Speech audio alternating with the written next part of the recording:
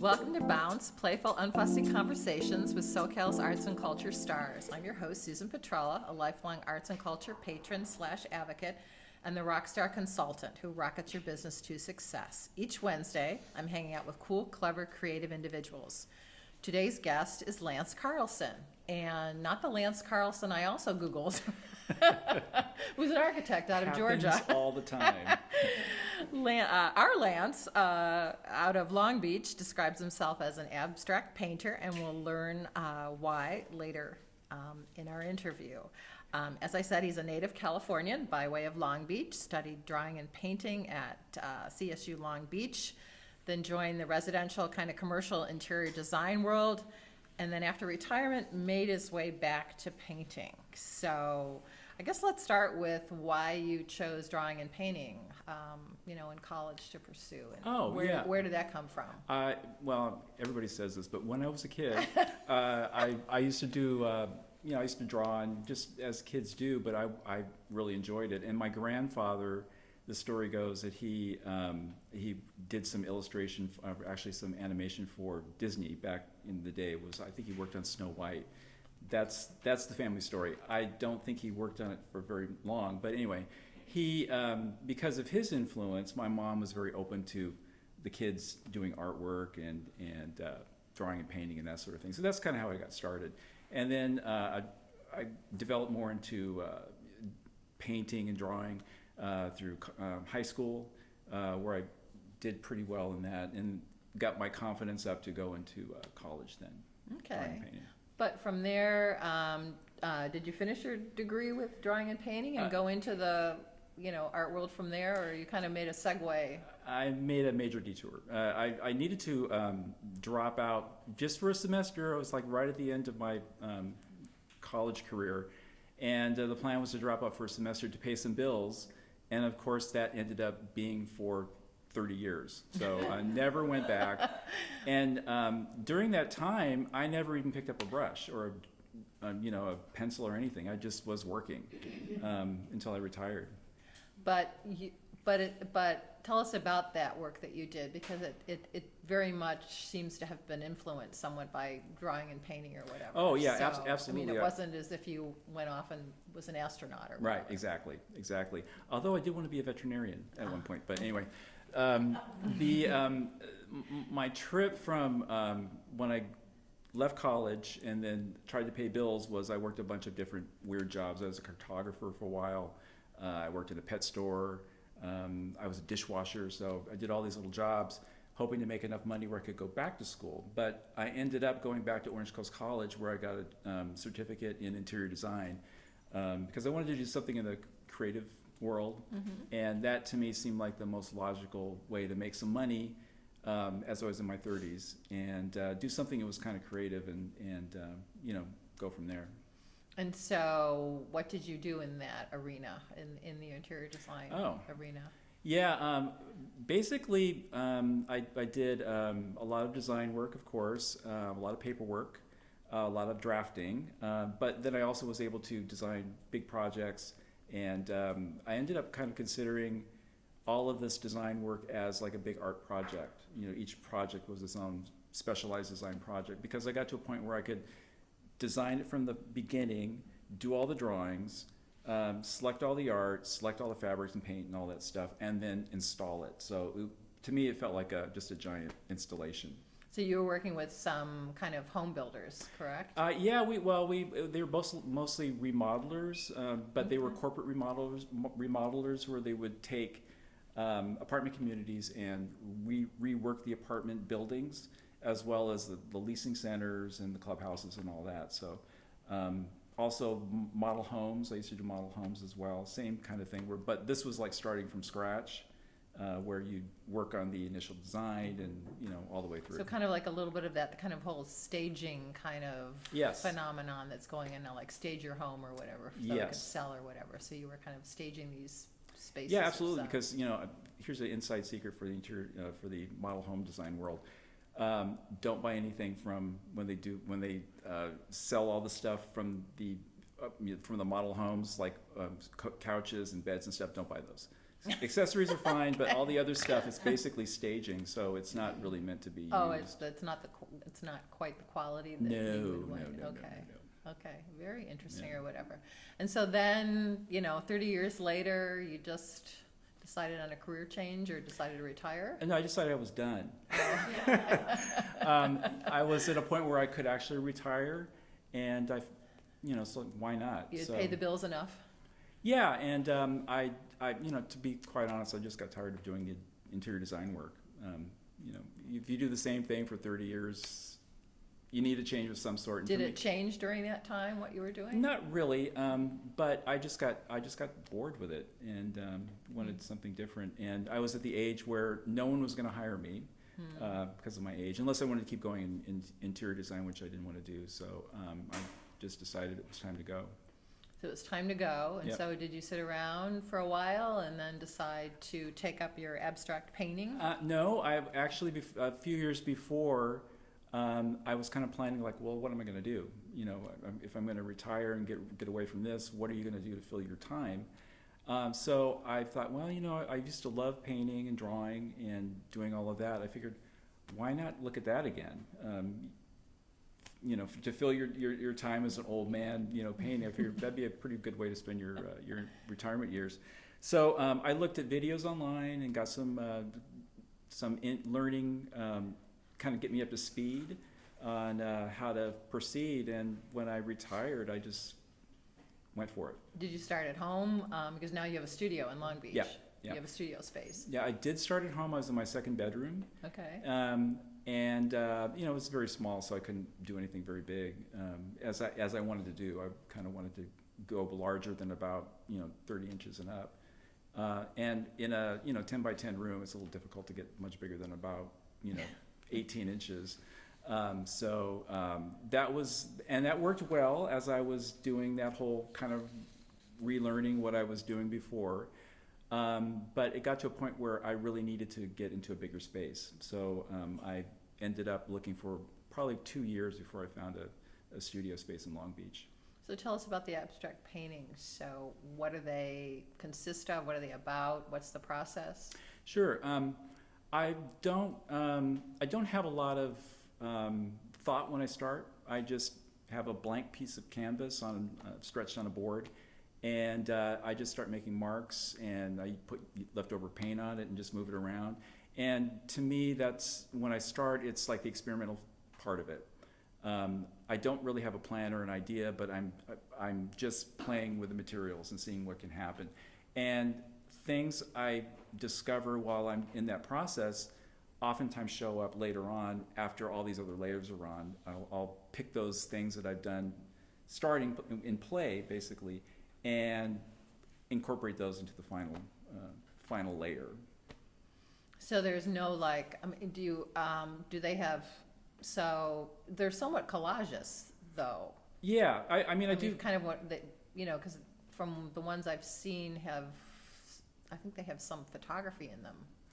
Sometimes. Sometimes. They've got some, sometimes there'll be on the smaller pieces I've done in the past, just because there's only so much I can print out on my little printer at home.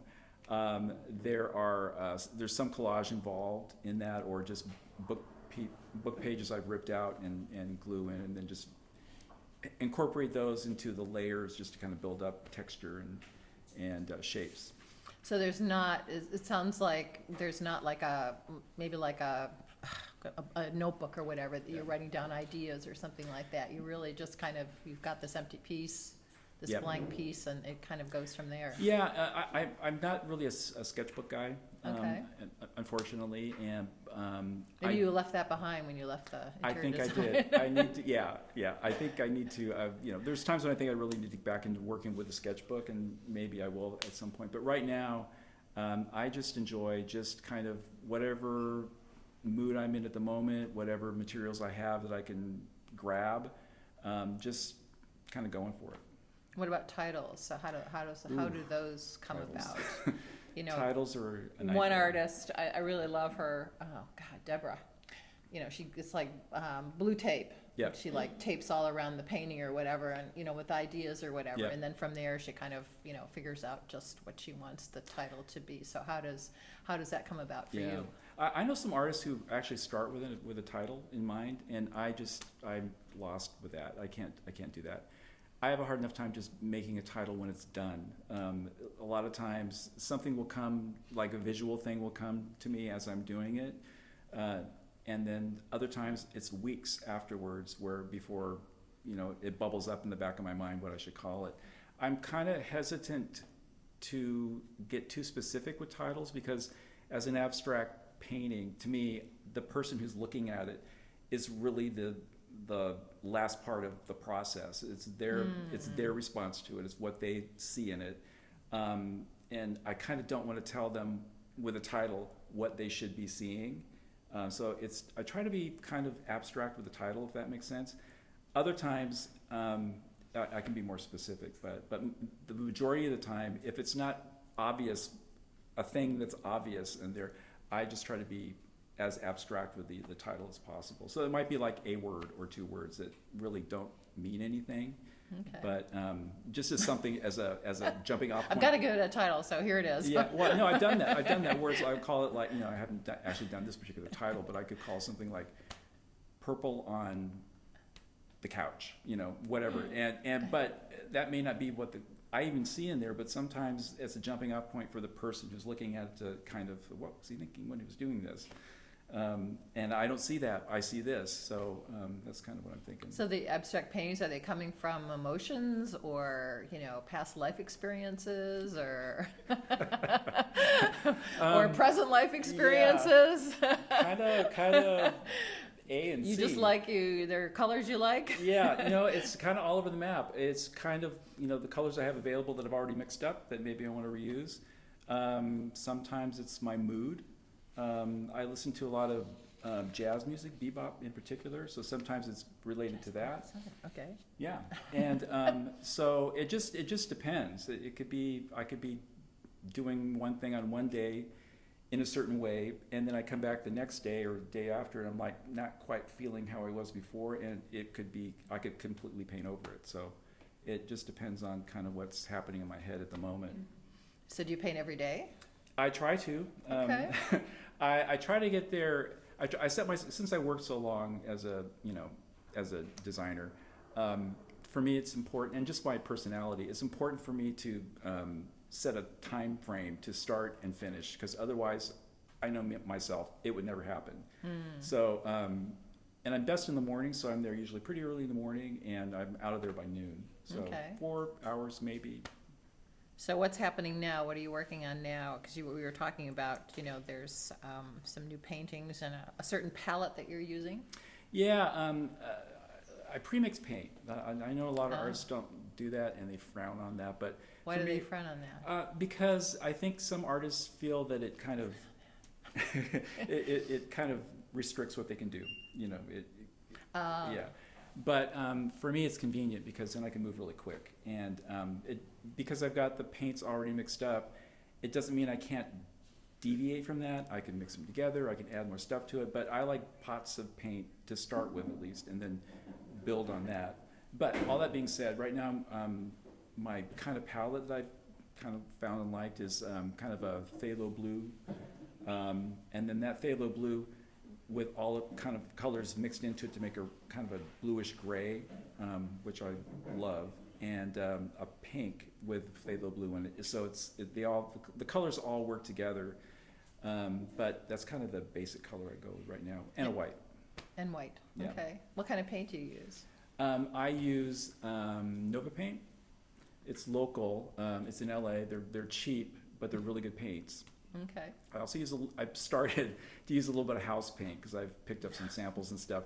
And I tell you, sometimes those house paints, they're perfect. It's like I've got it's called, oh gosh, what is it? Red Clover, I think it's called. And it's kind of it's like this color red. It's that color. And a great gray called Carbon Gray, I think it's Carbon Copy. It's really, really good. So in little spots, I've kind of played around with that lately. Is there a particular brand of the house paint? paint? Yeah, it's Behr. Home Depot Behr. Oh, Yep. interesting. Home Okay. Depot Behr. Because there Yeah. is like Farrow and Ball, have very high-end Yeah, store no. at South Coast. Yeah, it would be bare. Yeah. Yeah, interesting. I think I just saw their truck somewhere on the freeway. Okay. So, and you also have gotten picked up by Sandstone Gallery out of Laguna Yeah, Beach, so that's yeah. pretty exciting. Yeah, it really was, because it was one of these things that just kind of came out of the blue, and I thought I was being punked. So it ended up being somebody that had followed me on Instagram. Also, a couple of ladies who show there were in the same online course that I took, and so we kind of knew each other obliquely through Instagram. One of them came out to visit as a studio visit like months before I was called, and so we had a really good conversation and a really good time actually together, just talking about art and stuff. And so just again, out of the blue, I got a text message first thing in the morning, months later, asking if I wanted to be part of this gallery, and I thought somebody was playing with me. And until I called and everything. So it all worked out. So yeah, they called me. It was great. They've been very supportive. I had back surgery during the time, so I couldn't actually show anything. But they've been very supportive and Do you feel like you accommodating. have to create for that gallery, Oh, or you just absolutely. create specifically for the gallery and for that, Laguna Beach or whatever, versus what you No, I might do, or I just create. you just create? I just create for me. So if people like it or they want to have it in their gallery, I'm perfectly fine with that. But I to me it would be death to try to create for someone something. That's why I don't take commissions, because I just Oh, I interesting. would not want to do that. Okay. Yeah. For that reason, because people have very specific ideas of what they want, and being the abstract kind of painter that I am, that wouldn't be a real easy thing for me to do. I mean, I know I did Like it for Lance, why is there yellow in that painting? yeah, exactly, or I don't. I didn't want that. I think the shape is too big. Can you make it small? I don't want to be in that position doing that. If I do, somebody wants something from me, and I create a few, like 2 or 3 pieces that they can choose from, that'd be great. Okay. But a specific commission, I wouldn't want to do that. So, any ideas for something different in the future, or where you might want to go? I would love to get into a gallery in the LA area, since I'm out of Long Beach. That would be great. But other than that, I'm just kind of keep doing what I'm doing. You're having fun painting. Yeah, I am. Yeah. And you have open studios. Open studios once a year in October. Okay. The city does, for the entire month of October, they do a separate week for each neighborhood. So it's a great way to showcase all the artists in Long Beach. And there's, Cal State Long Beach is one of the biggest art schools in the nation. So it helps showcase those of us who went and are still in town. So Okay. Yeah. Okay. So maybe all your painting career, they'll maybe give you your degree. an honorary degree.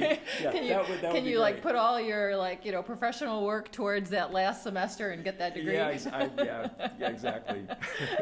I'll take an honorary one. That's okay. Yeah. Well, they have a gallery there on campus, right? At Cal State Long Beach? Yeah. Yeah. But when I was working there, I used to sit in one. At the time, I think they had 3. I don't know what they have now. Okay. Yeah. I don't know. It was renamed, I think, years back or Yeah. whatever, or 5 years back or something like that. I haven't been in a while. But then I haven't gotten their email nest. Well, thank you very much. Yeah, you're welcome. It's been lovely. So, Yeah, okay. this was fun. Thank you for sharing your story with us. You've made Bounce Bounce. A special thank you to our generous sponsor, Coastline College, its Fine Arts Department and Art Gallery, David Michael Lee, director, curator, professor, lots of hats. He's also our wonderful producer. Thank you, David. Until next time.